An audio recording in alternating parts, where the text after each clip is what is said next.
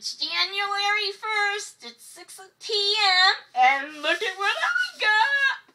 We went to Macy's, but they couldn't beat the price of my good old Kohl's.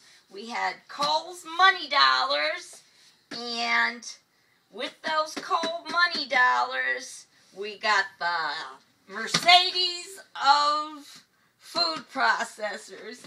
It has everything you could want it to do, and I feel like I died and went to heaven to think I was working on a plastic, ugly $29.95 food processor for all those years, and I can't thank you enough. It's probably not what Jay would imagine for a 40th anniversary present, but I'll take good care of him cooking. I promise.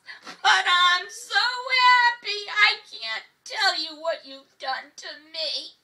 I'm so excited. I can't believe it.